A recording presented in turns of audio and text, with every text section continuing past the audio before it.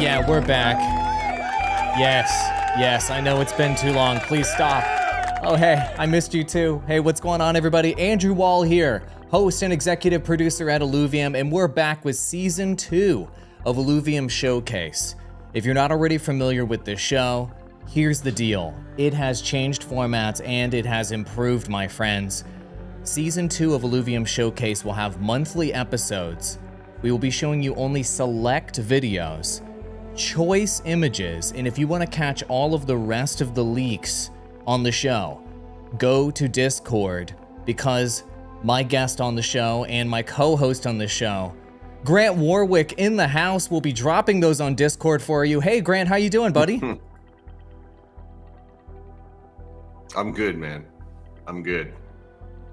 Grant's coming into us from across the world as ever to give us deep insights and behind the scene look at what's going on around Illuvium. But before we get into all of that, it's very important that everyone understands we're just showing you cool video game stuff.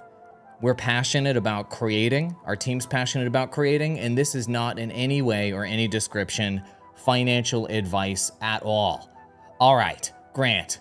We have got so many super polished, this is probably the most polished leaks of all time that we've ever showed everyone all in one go. There's 300 leaks that built up, and we need you to tell us about them. Are you ready?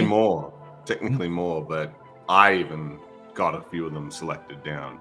I mean, what's it been, 6 weeks since we've done a showcase, so a little bit, scary there. It was scary, but we're back. And so today we'll only show you about 100 leaks. Let's go ahead and get into the leaks that we're showing today, and the others, they will be exclusive on Illuvium's Discord. First one right here, these beautiful polished leaks. So good. These even have audio. Let me turn up the audio on these. So help us understand, what is this, and where will people experience it in Illuvium games? It's getting close to the final NFTs. So we've shown these before, but now we have the sound team designing the audio. Each affinity is going to have its own, they're not done yet, right? So there's still passive VFX to add to these. There'll be little sparkles and stuff coming off the hair, as well as each affinity and composite affinity will have its own background track, the audio music clip, and they're 30 seconds long, remember. So the video loops every 10 seconds. But to stretch that out a little bit longer, the audio goes for 30 seconds. So the final NFTs that you own will be a 30-second video loop. And they're getting very close to final. These aren't the highest quality video files because I've uploaded stuff direct from the sound team. Like you'll notice they're a little bit pixelated. The finals will be 4K. Every single NFT has been rendered 4K, true 4K. So 3,840 by 2160 pixels with ultra high quality audio, no compression. So they'll be very big files in their raw NFT format. And then on our website, the Illuvium website, they will be displayed a little bit more compressed just so people can load them. But with sound, the NFTs finally come together and you'll see that. I mean, these are the highest quality looking NFTs I've ever seen, without question. I mean, and these are only 720p videos. So the full 4K NFT with premium audio and these character design, I mean, this is insane. This is taking premium NFT to the next level. How come we didn't just make pixelated monkeys or something? Well, the other cool thing is we've designed the user interface in the game around these NFT artworks. So right now, the user interface, and this happens with any in-development game, the UI has to be mocked up for experimental purposes, you could say, but we're far from done with the UI. We're so far from done with the UI. And Monsi, our lead UI and UX artist, who's come on to help Florian, is working on a new, fully updated system surrounding these NFTs. So in the game, when you capture a character, the artwork plays that center and front role with the UI coming around the characters on the left and right. So the full screen 4K artwork is the central part of the UI whenever you're dealing with a character or like an Alluvial in the game, or anything. It could be a weapon skin, it could be anything. We render them all 4K, and I will show on an upcoming episode what that looks like. I have done a small leak of a preview of that, but the UI in Illuvium will completely change over the next couple of months, and people Oh wow, a total overhaul to the UI. So a major upgrade to all UI in all games? Is this all games or just some experiences like Overworld? It has anything to do with the NFTs. So right now you've got this platform. In the game, you've got this platform that's like this really mocked up. It just looks terrible, right? It's a placeholder, and instead, like, they've got a version where the stats are on the right-hand side of the screen here. Notice how we've got that empty space on the left and right of the character? Yes. That's where the stats for the Alluvial will be. The UI is full screen around this. So is that going to be, you know, obviously their affinity, it's going to have their class, it's going to have everything on the left and right. Got it. So at a glance, you can see all of the attributes of your NFT in addition to the art. Of course. It wasn't just, hey, let's make some cool NFTs for OpenSea. We've designed this around the game's UI. So every time you own an NFT, you get to see that pure 4K, or whatever resolution you're running the game at. Technically, if you're running 4K, it'll be 4K. If you're running 1080p, it can only be 1080p. But on our website, always 4K. Got it. Okay, let's switch gears off of these NFTs, and because I've got to know from you, what the heck is this? We are doing some polishing work to the cinematic that is happening right now, and Glow Studios is currently finalizing the lighting, the editing of the cinematic, which is extremely exciting because this cinematic reveals lore, the fundamental lore and story of the game. Like, what is happening on Illuvium? Why are people on Illuvium?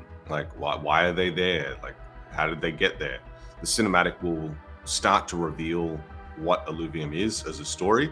And this is just one of the elements that we were working on internally to assist Glow with the VFX component on her wrist, which you saw in the previous trailer. She's basically tracking something.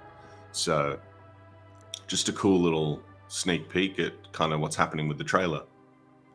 Very cool. People were debating, I remember, what is this? They were speculating on what it might be. So lore, trailer, telling you more about the backstory, which none of you are expecting what it is. Trust me, it is totally unexpected.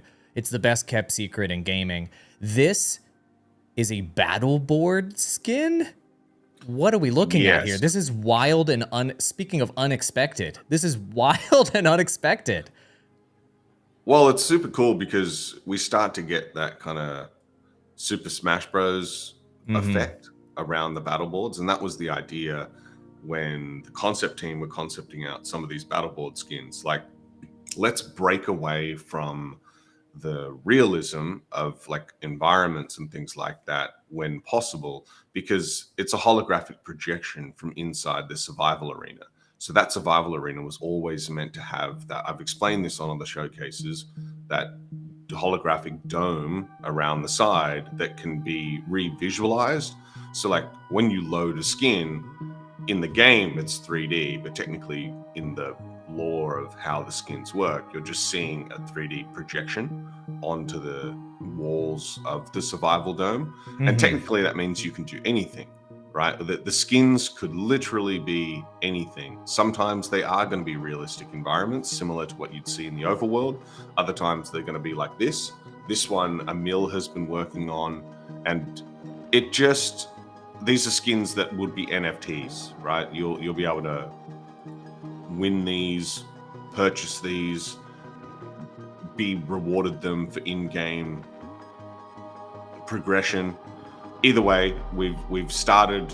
What happens in development is when we started getting PB2 out, you have to lock the artwork, right? You can't just keep working on the environment while the QA testing team is working. So because we locked Abyssal, Crimson, and Brightland Steps, the environment team had free time up their sleeve to start experimenting with map skins. And originally we weren't thinking they were going to be this in-depth and polished, but Mark pushed for us to do them properly. And now you're seeing a glimpse, a first work in progress of what skins in the game could look like. This goes beyond my expectations, way beyond, into this fun, like you're saying, Smash Brothers type of range for these skins. I thought they would all be like very, locked into the lore or realistic to the region. And this opens up my mind to the fun skins and the variety that people will be able to have, and they'll actually be able to own these as NFTs. Really cool stuff. Okay, speaking of NFTs, we have even more NFTs to share. Maybe the cutest one of the episode, Grant. Oh, man. Eddie. So cool. Look, once again, the video quality is not that high on these, but you're hearing the audio. That's the purpose. The thing I love is when you see how it looks in the user interface, and you see the audio and the background music playing on the NFTs. It goes to it's not Pokemon anymore. The thing I was worried about is, can we recreate that feeling you get from Pokemon? Quite honestly, it's become something different entirely, because Pokemon are just simple cards, right? We've taken this to, they feel real. We've done so much work to make this be Pixar quality. Every NFT has gone through hundreds and hundreds of iterations now. Like, I'm literally hundreds, like every single one.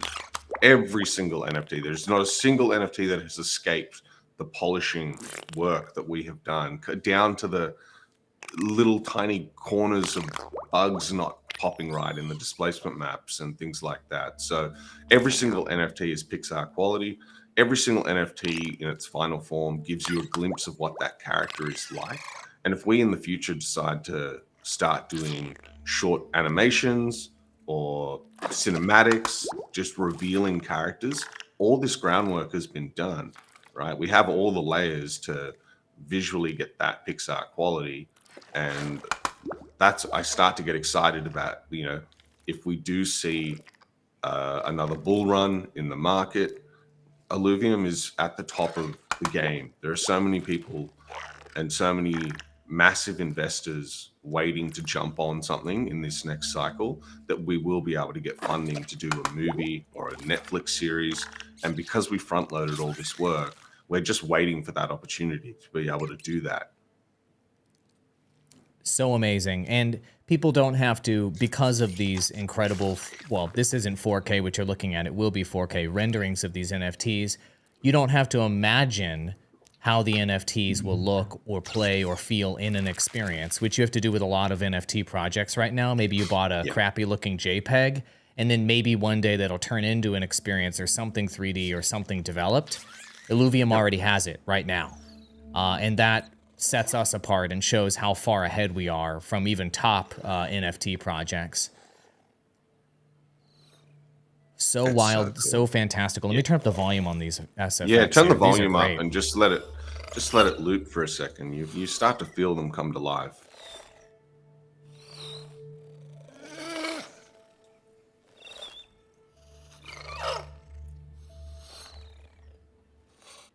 So cool. Dimitri has done an insane job on these, getting these out.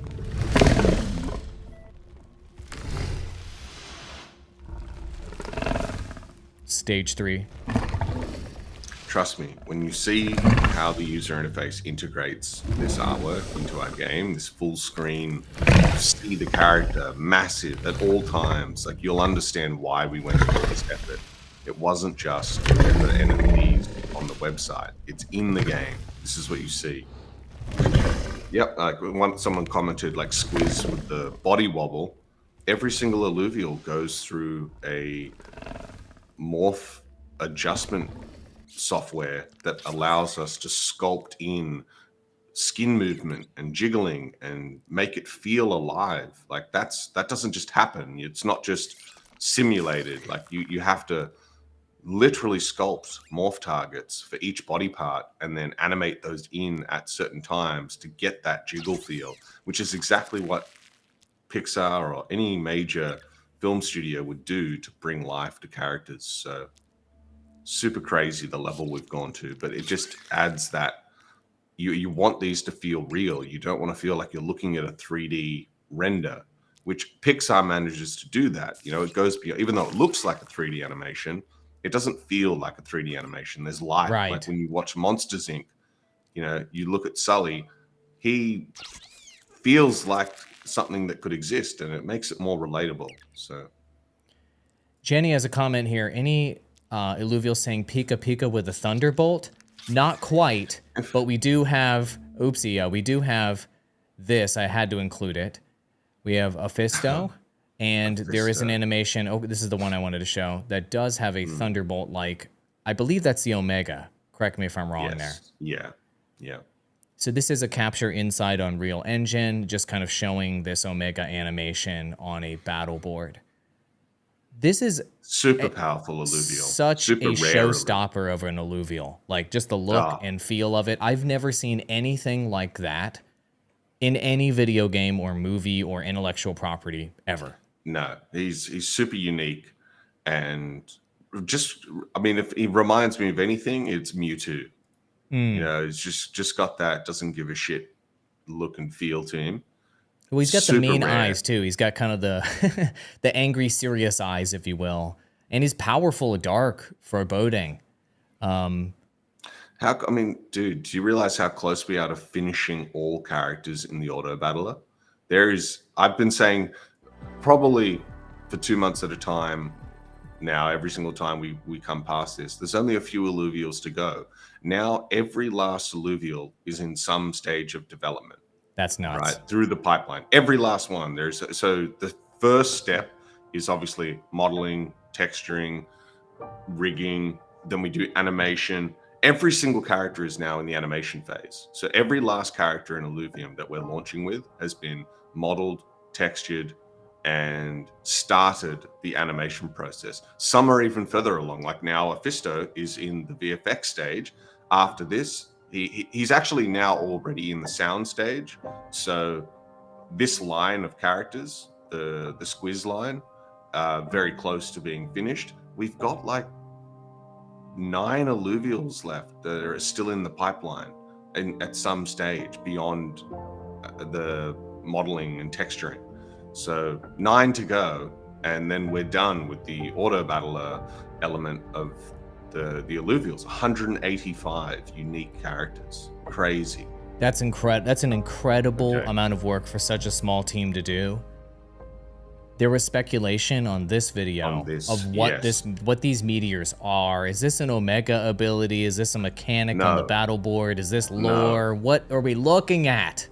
This hit me sideways too. I was like, no way. So one of the big changes that's happening is the augments.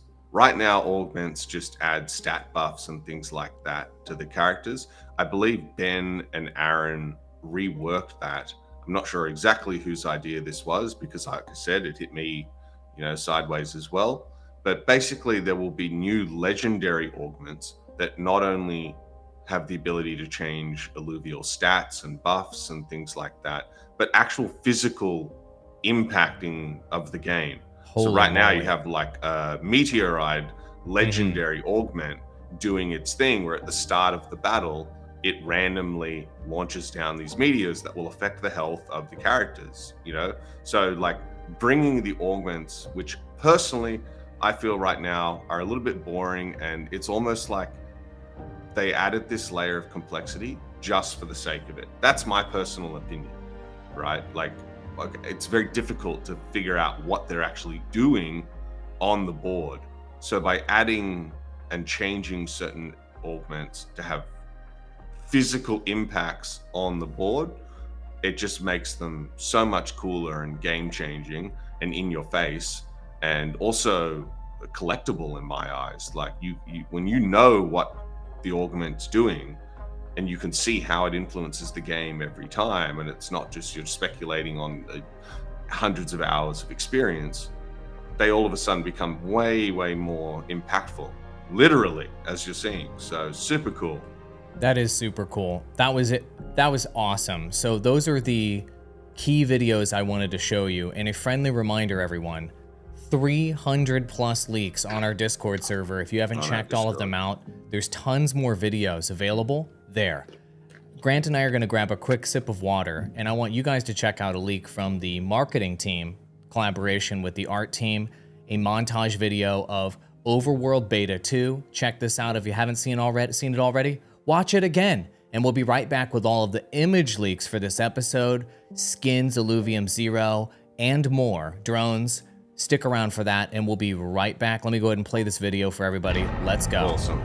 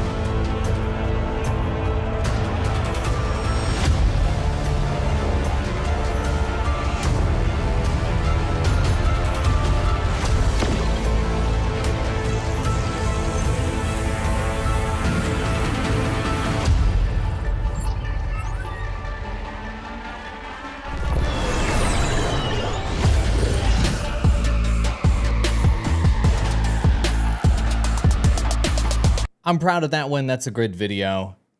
Collaboration with the art team as well as the sound team to put together that video. And of course, the purpose of sharing that one is to remind all of you that you should be, if you're not already, registered to be a part of private beta 2 for Overworld. We need good, diligent testers to test out these new regions, these new mechanics, these new Alluvials. We want all of you in there testing ASAP. And thank you to everybody who has already and is providing us that valuable feedback we need to get the Overworld in ship shape for that open beta target that we have for later this year.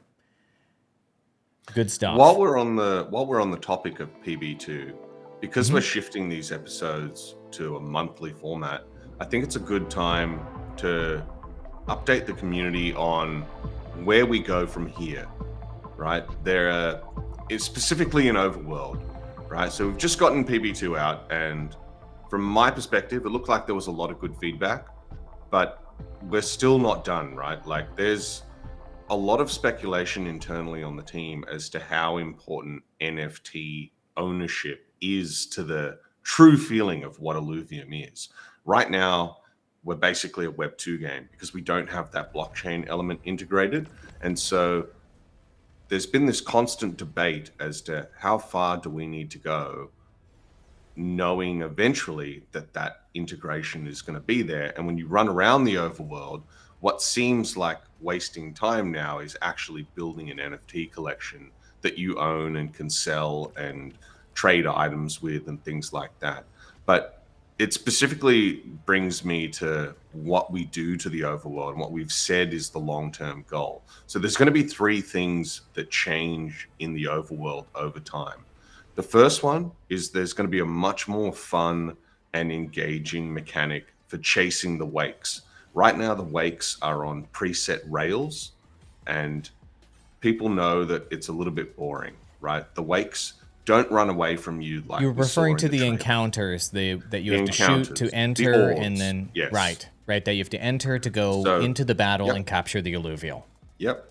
The first fundamental change we need to make to the overworld is that your rifle plays a much more significant role in immersing you in the game, removing the press E to mine and press E to scan mechanics that are implemented in a way right now because we've forethought, what if someone misclicks, right? What if someone doesn't want to scan and waste that energy, which is actual real world money translating between your environment run and the actual blockchain, right? So if things are costing you money, we've got to avoid the issue of you accidentally doing them.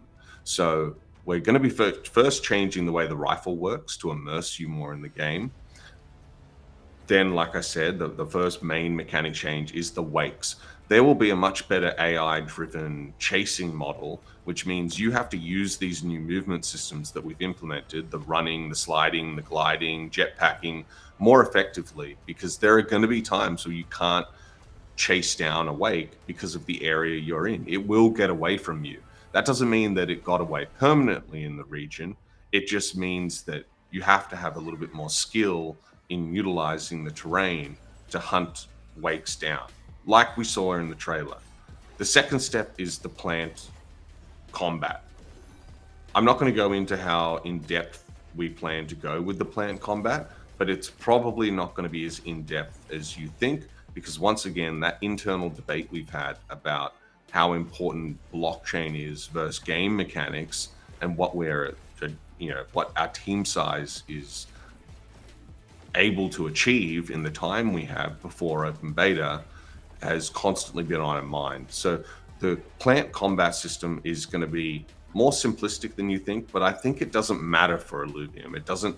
We've always said that the overworld is feeling a little bit empty, right? And that was one of the feedbacks that we've consistently seen over time. We agree with that. We think 100%, but we also don't think we need to have Horizon Forbidden West or a clone of Monster Hunter to make the overworld exciting when you own assets, right? Obviously, if you don't own anything, it's just pure fun, and that element isn't there. And one of the things we're banking on is ownership of your assets. That has to be one of the fundamental changes that Illuvium brings to the marketplace, where you've got that AAA fun element, but you've also got ownership. And so that sacrifice and trade-off we're making, we're going to try and do it as calculated as possible. And then the third thing is the Illuvials in the overworld and the combat for that. Now that we've got PB2 out of the way, and we have 3 playable regions that will be in the open beta, the environment team move on to the remaining regions. Right now, they're working on Tiger Boreal and Halcyon Sea, so that we have those 2 extra regions available after launch. After PB2, we can drip feed those out. But it also means we go back and start polishing the 3 regions we already have to allow for things like plant combat and alluvial combat. The movement mechanics a little bit less so, but like, for example, Abyssal Basin, out of the 3 regions, we got the feedback that is the most visually stunning, right? And I would agree with that. I think Abyssal Basin is an extremely detailed region. It's very unique to Illuvium. It just has that aura to it. But what it doesn't have is enough areas to fight plants and alluvials in the future in a clean way. You know, if we want to go a little bit more down the casual gamer route, which is what we're going to do, we're not trying to make Overworld a competitive, psycho hard experience like Dark Souls. It's going to be simplistic, Mario-esque. And right, but the strategy is so deep, though, with 100%. The arena game. And you mentioned the ownership of the NFTs earlier. We can't make it we can't make the gameplay too complex and the strategy too complex at the same time, because the NFTs you're earning in one game impact the other games too. And if you make those systems on how the games connect too complex, you're going to lose so much of that mainstream gamer.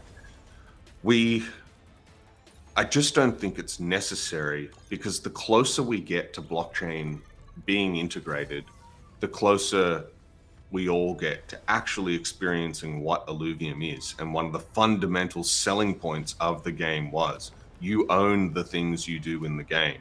So for people to give us positive feedback about the environment without any of that integrated, without any feeling whatsoever of owning stuff, I think is extremely promising.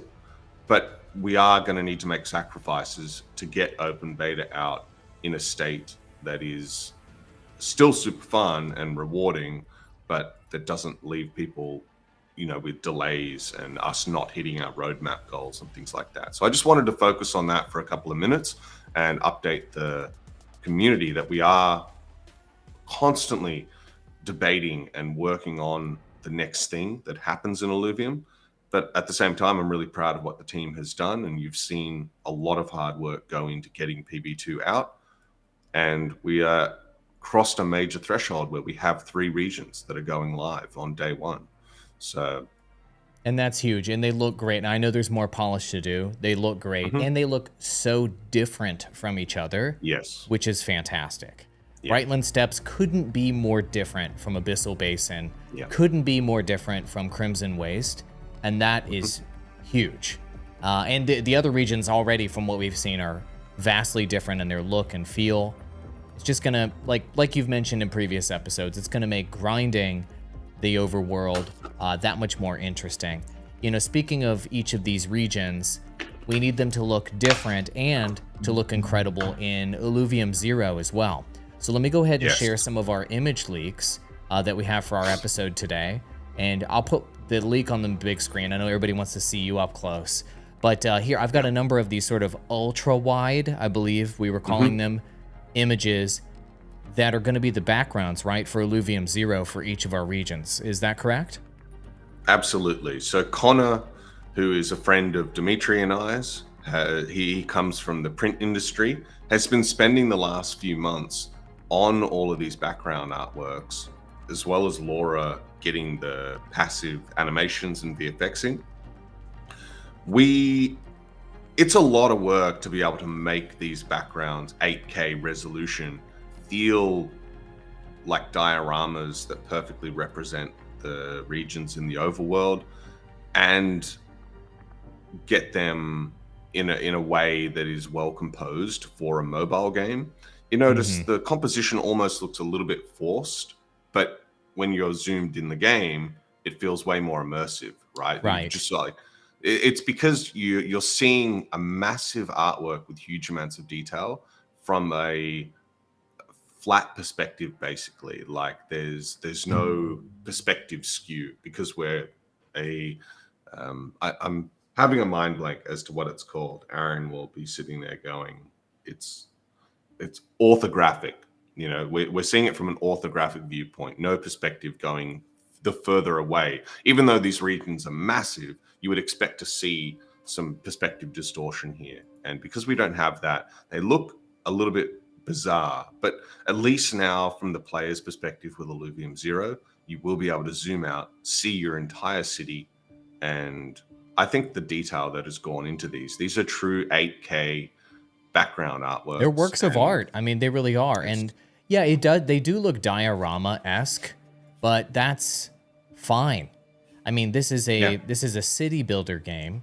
People bought their land in the regions they bought for mobile, right? Yeah. They bought their land in the region they bought because they love that region's look and feel. And it's almost like having, a diorama or a model of that region, if you will, kind of sitting on your shelf, if you will, that you can look at a glance, that captures the full essence of that region in one look. That's awesome. These are beautiful. These are drastically improved. You promised in previous episodes they would be improved. Yep. 100% delivered on the improvement here. Connor is very close to having all of these done. Only the final you know, final few little tweaks here and there on each of the sub-regions. And then Connor will move on to helping us with the NFT artwork and getting those out, because we need every single last NFT rendered 4K for the open beta. That will be a feature. There won't be half done NFTs. There may be passive VFX still required on some, but essentially that's where our team's going to focus. And you'll probably, I noticed you bringing up the Ranger skins in the next update there. I was just looking at these while you're finishing your idea. Sure. I have a number of skins, and obviously these are Huge. concepts. Yes. We are not promising all of these, so I want everybody to chill out about that. But we've got a ton of concepts to show everybody. People usually go bananas for these. Showing how the Alluvial here in the top right, and their look and their feel. Isometric was the word you were looking for. That was earlier. the word I was looking for. I thought you were going for some other word. I was going to say isometric, but I thought you were going to do some like 7,000 IQ stuff. But the look and feel of the Alluvial is on the suit, is on the drone, and you can see at a glance that it's clearly the essence of that Alluvial and the character of that Alluvial. And I like that we have this on Male Ranger too, so people can see how these varieties look. What we are doing, I don't know if you're going to show the work in progress Ranger model that we have finalized. I didn't have that model locked in here. I could add it later if you wanted. I just had the skins. It's all good. We've got all of these leaks posted in the leaks channel. So I'll just give some context, even if we don't show it on the episode. While PB2 was being finished, certain things happen, like I said, where we lock off the environments. That means that modelers, texturers for the environment, from the environment team, can no longer work on the regions that are going out. And we've transitioned the team to working full scale, full force on the Ranger skins and the Mozart skins. And there is 185 of these to do for the male Ranger, female Ranger, and Mozart. And then additional to that, talk about a workload. Holy moly. Holy crap. But when you have 7 people working on the skins and they're blasting out, 3 of them a week, you're getting 21 a week, 80 a month. You see over a few months, bang, we're going to be able to get everything done. But Jaco and Ali have been updating the final low poly male Ranger, and very soon you're going to be seeing video of us playing Illuvium with the male Ranger. There's only one last thing to solve, which for open beta probably won't exist, which is the different facial models and hair groom system. Like when we launch in open beta, there are certain sacrifices we need to make, and getting in customizable ranges for the players will come as a later feature, I believe. But we're still implementing that fundamentally into the workflow for the male Ranger suit.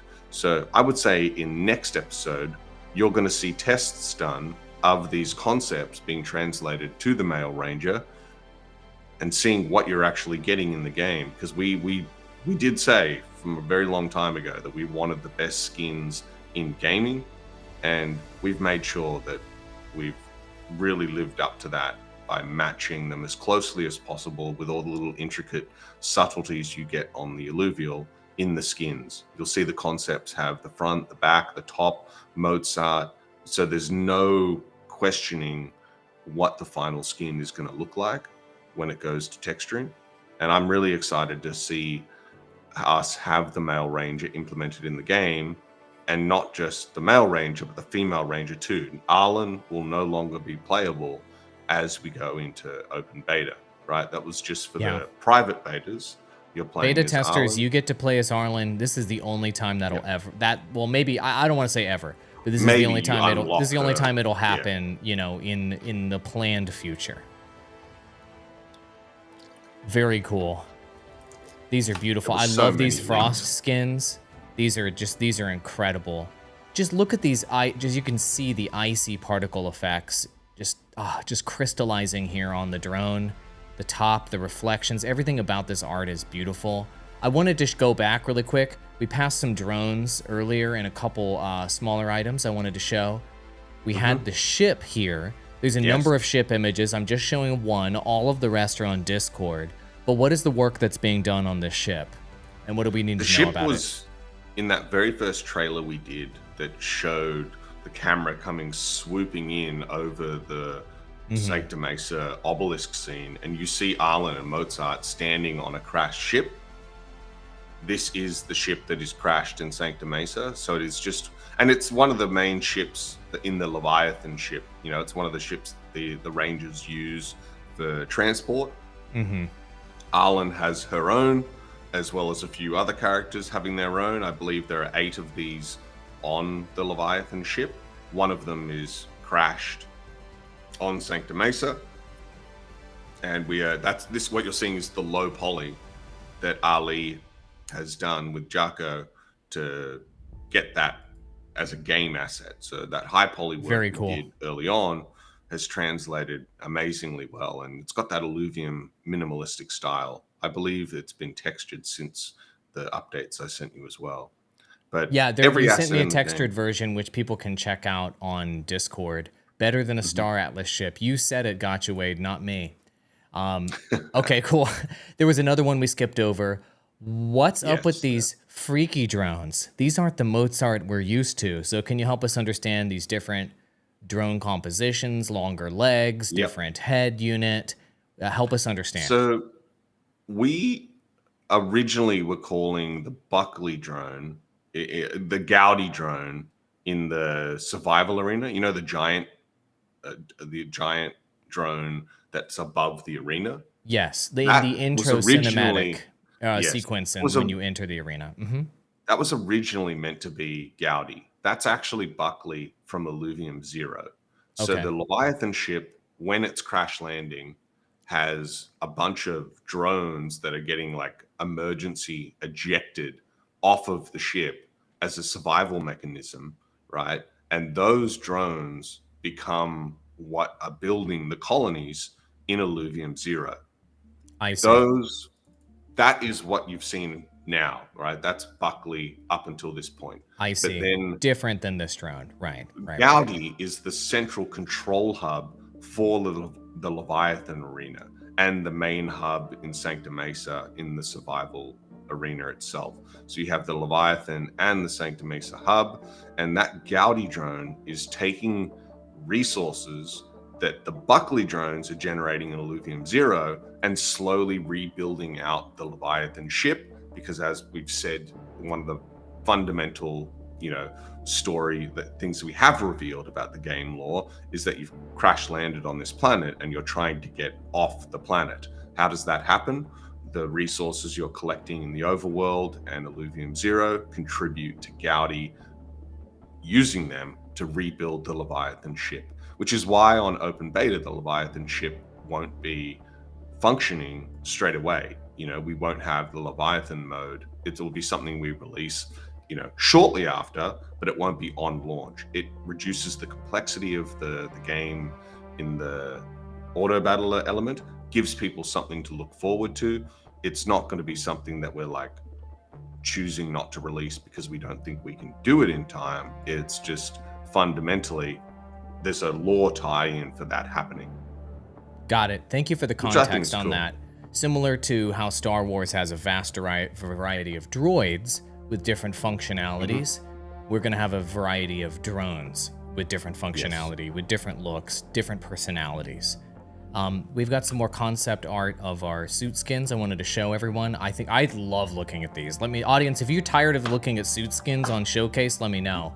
But I love just seeing how the artists have translated the Alluvial into a skin and how just faithful it is. This one's Riptor, looking great. Look, guys, everybody always comments on the butts, whether it's the female ranger or the male ranger. Get over it. All right, here's another one. This one's so sick. Love the boots on this one, capturing the essence of this Alluvial. Look at these boots, man. I gotta get me these boots. They look great, man. Like, seriously, all of this looks fantastic. So original, so different than the other skins. So until you own a really powerful Alluvial in the game, this tie-in of like, why do you care about having one of these skins? Well, if you own a really, really psycho rare tier 5 stage 3 Alluvial, odds are when you know that that's worth a lot of money and you lucked out in finding that in the overworld, you're going to mentally shift to wanting that type of skin in the game. And Of course. yes, there are just a huge amount of skins for us to have in the game, but they all look good. And we're not saying you're meant to collect 185 skins yourself. We're saying that you might build a team of Alluvials and you just want to have the accompanying NFT skins that go along with that. The other cool reason for that, basically, is as a player, you're going to have to compose your own team for the PvP competitive mode.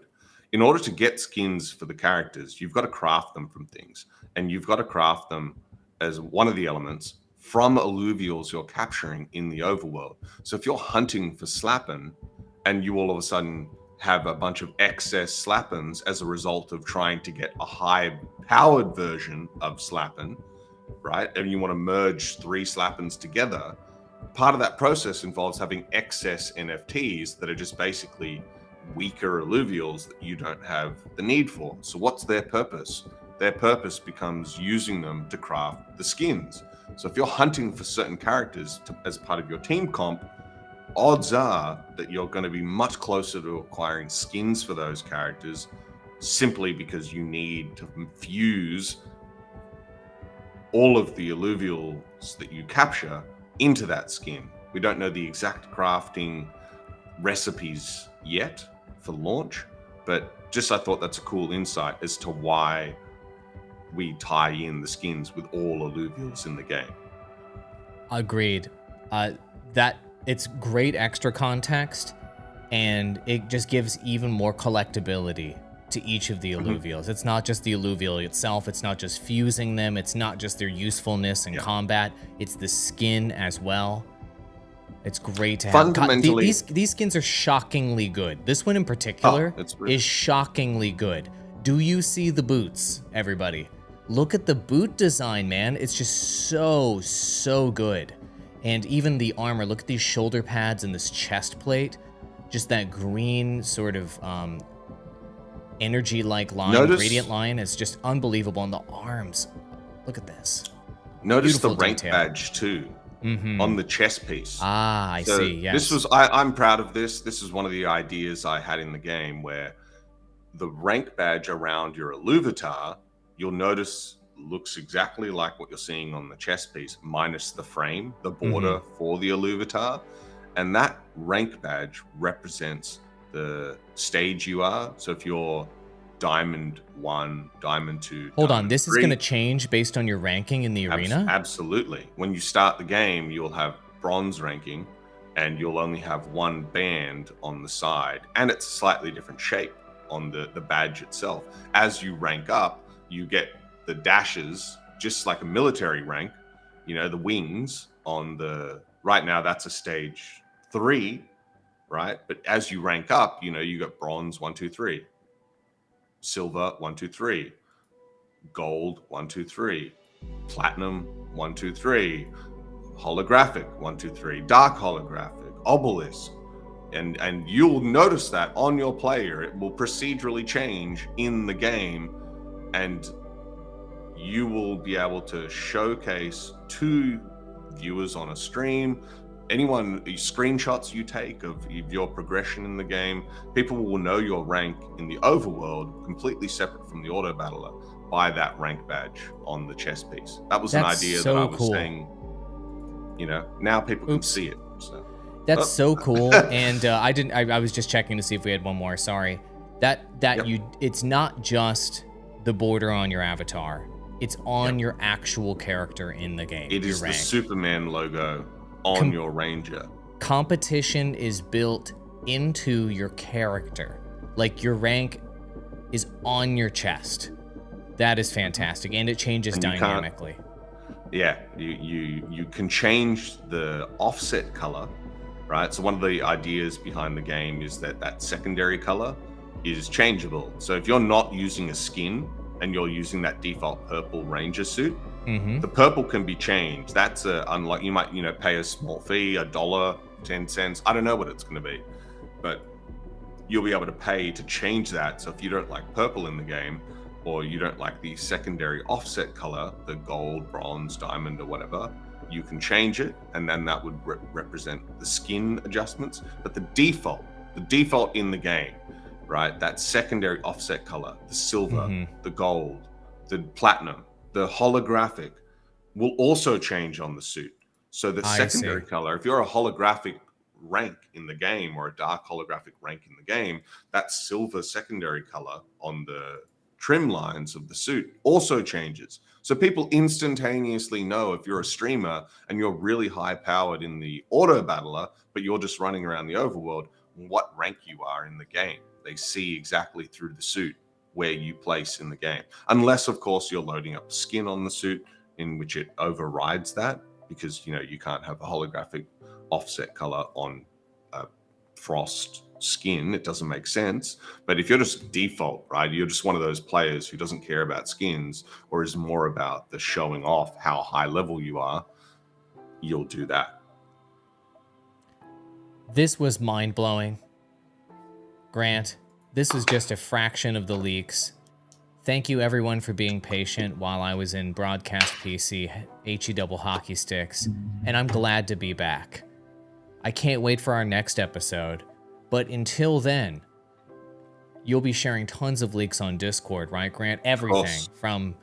Yeah, this will be, we'll go back to the format we had originally where I was just leaking stuff. I'll do my best to add context to that, and then we'll recap some of the more important things, as well as using this as a way to bring on other staff members into the updates. Like we had Nico on with the sound. Thought that was a great episode. I agree. We're going to have him back here this summer or winter, depending on where you're at, this next season, to do more SFX walkthroughs for us.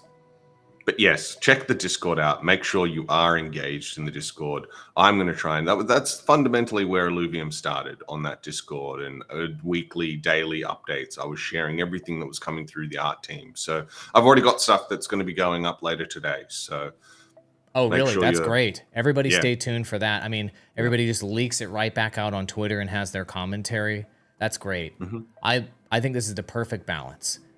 Grant. Thanks for waking up crazy early in the morning to do this with me. I really appreciate it. My eyes are stinging. maybe go back to bed. Everybody, give Grant a round of applause. Thank you, Grant, for being here. No problem. Check the leaks out. There's like 300 of them I posted, so make sure you go in and check them out. 300, so nuts. All right, man. I'll let you go. I'll let you go back to bed. Thanks, Grant. I appreciate you, man. Catch you later, bro. Adios, dude. You got it. All right, thank you everyone for watching this episode of Illuvium Showcase. Once again, this is now a monthly show where we're going to be just showing you choice videos, choice images right here, getting updates and commentary directly from the team behind the scenes. 70% of the leaks and the updates will be exclusive to Discord. So be sure to check out Discord and be there. Thank you so much for watching, and thank you for being patient. And we'll see you in the next episode of Illuvium Showcase. Season 2's kicking off, baby. I'm loving it. See you in the next one.